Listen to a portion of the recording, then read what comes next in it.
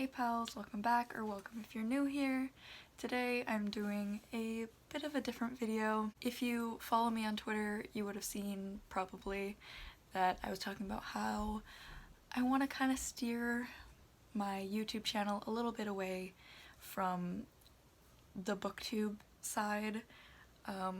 Just kind of make it more general, my channel and the content on it, so I don't feel as boxed in, I guess, by having to only make videos about books or K-pop. That's kind of how I was starting to feel, and with the YouTube content that I personally watch, it was starting to really inspire me to want to make videos like this. So that is what I am doing. Hopefully you guys are still okay with that. If this isn't really what you want to see, then I totally understand. No worries. I will still upload book and K-pop themed videos. It just won't be my 100% only focus. Also, sorry in advance if I stumble on some words. This side of my face is a little bit frozen because I got a filling today, and the freezing isn't quite out yet, so I don't know if you can tell or not, but I'm like kind of biting my cheek a little bit, so excuse if I stumble or anything. So basically just what I wanted to talk about today was social media and how it can affect mental health and things that I personally am doing to try and balance the two better and make it a more healthy thing for me. So I took a bit of a break from social media last month. It was for like a week that I was completely off social media, and yeah, I just needed that break. I needed to take a step back and really focus on trying to change my mindset on social media, because I was noticing that I had a really big problem with associating my own self-worth to followers, subscribers, likes, comments, all of that. I really I put so much focus on it, and I would feel so bad about myself if I lost one follower, one subscriber, or if like one of my videos got slightly less views, or like a photo on Instagram, it got less views than others, so I would archive it because it wasn't getting the likes, but it was a post that I personally really liked, or a video that I personally really liked. So I really wanted to try and just get to a mindset that that wasn't really the case anymore. So that's why I took the week break, and honestly, it was the best social media break that I have ever had. It was really good for my mental health. I know that YouTube is technically social media, but I did keep watching videos. I wasn't looking at my channel or the views or anything like that on it.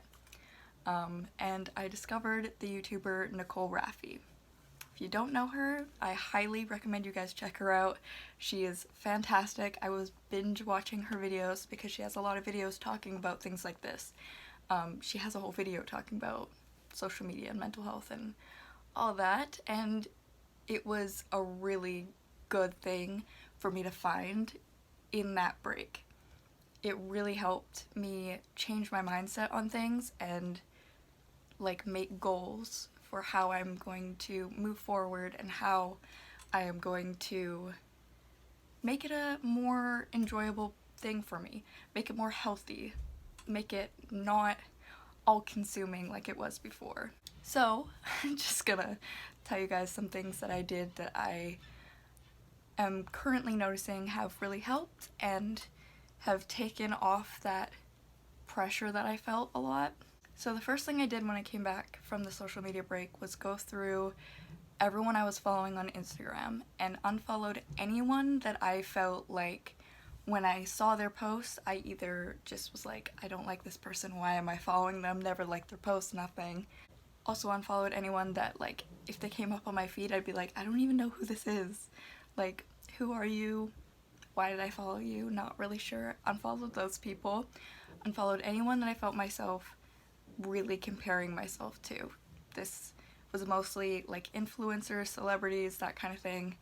Anyone that made me feel insecure about myself when I looked at them, I unfollowed them.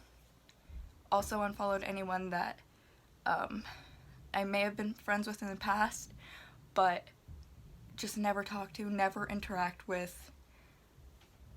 Unfollowed. And like, that was really hard for me. I unfollowed, I think, around 300 people, and it was hard. I had to go through my list at least 3 or 4 times just to like really unfollow everyone that I needed to, because the first time around I was being a little bit too lenient on it and kept following people that I probably should have unfollowed. So the repetition of going through it a couple times helped me fully just cleanse that. And along with unfollowing, I feel weird talking about it now, because when I think about it, it feels weird. Like, I don't know why I did this for so long. I had multiple apps on my phone to tell me who unfollowed me on all of my accounts, whether that was Instagram, Twitter, whatever. And I would check it multiple times a day. And if someone I followed unfollowed me, I'd immediately go unfollow them, because I felt like it would be embarrassing, or like it makes me look weird if I follow them when they unfollowed me. Like, looking back on that, I'm like, that's such an unhealthy mindset. Like, I don't care. If someone unfollows me and I still follow them, that's fine. Like, they don't have to follow me if they don't want to. Also, if I'm someone that they look at on Instagram or Twitter or wherever, if they look at me and compare themselves to me and it makes them insecure, like, I don't want that for anyone either. And just like, if someone doesn't enjoy what I post or care or just doesn't like me, you're welcome to unfollow. I don't need to know that you unfollowed me. I don't need to know everyone that has unfollowed and when and all of that. Like, I don't know. Now that I'm in this mindset, I look back and I'm like, why was I so obsessive? Why did I care so much about this? But I'm definitely much happier now that I don't have it. I'll see that like 4 people unfollowed me, for example, today. I just happened to see that, but I don't know who. I'm not gonna go through and check. I don't have an app to tell me. It is what it is. They didn't want to follow me, that's fine. No big deal. It's just social media. I don't do this as a job. I'm not getting anything from it, really. Like, that really matters. So, who cares, right? And with that, and with what I talked about at the beginning about how I want to post what I want to post and not be so boxed in, before this social media break, I was too focused on what everyone else wanted to see. I would only post things, especially on Instagram, that I knew other people would want to see, what would get the likes. If it didn't, I would archive it. So, when I came back to social media, I went through all of my posts on my Instagram page and archived anything that I personally, like, it didn't matter how many likes or comments it got, but if, when I look at it, I don't feel any joy, I don't like it, it makes me feel bad, archive those. And then I went through my archive and unarchived photos that did make me happy and I did like, but I archived because they didn't get the likes. And now I'm trying really hard to only post what I want. And I'm still working on that, because I have this really bad mindset of only posting like myself, like selfies, because anytime I would post something else, like a picture of a plant or something, you know, something pretty I saw, the sunset, that kind of thing, it never got likes, so I never posted them. But I really want to stop with that mindset. I want to post what I want to post what I see, post what I'm doing. Like, I see a pretty sunset, I always take pictures of them, but they just stay on my phone. I can post them, share them, and then my feed, my own account, will be a reflection of what makes me happy and what I want to post, not what other people want me to post. I know that all of this stuff is not easy, and it can be a real change, a big switch, and it does take time. I still notice myself slipping up. I need water because I don't talk this much, so my throat is dry. Hello, editing Emmy here. I forgot to mention that I also try and spend less time on social media. I know people say this all the time, but I think limiting your usage of social media daily is really important. Don't, like, the second you wake up, you go on your phone and check your social media. The last thing you do before going to sleep, you check your social media. Those things can really make an impact on your mental health and just your overall, I almost said quality of life. I mean, kind of quality of life, but if you wake up and you immediately look at social media and you're like, oh, this post didn't do well, or see some, like, terrible news or something, then, like, that will set the tone for the rest of your day. It'll immediately set your mood for the day. And I think it's better to just start your day with something that genuinely makes you happy and doesn't drain your energy, like, first thing, or, you know, impact your sleep. All that. It all makes a difference. Also, one other thing that I forgot to say was that I think finding hobbies and interests outside of social media really helps as well.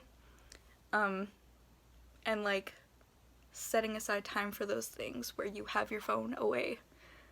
Don't be on your phone while you do it, whether that's reading, because, you know, I'm in the book community, you know, reading and putting your phone in a different room, or turning it on Do Not Disturb and having it on the other side of the room. That kind of thing. I think just having it out of sight, out of mind is a good thing to do every once in a while. Like an hour a day even. For example, for me, I've been making earrings. These are eggs that I made. They're clay, and I just paint them. And during that time, I just listen to an audiobook, but with my phone face down so that I don't get the notifications or see the notifications and have that temptation to go on my phone.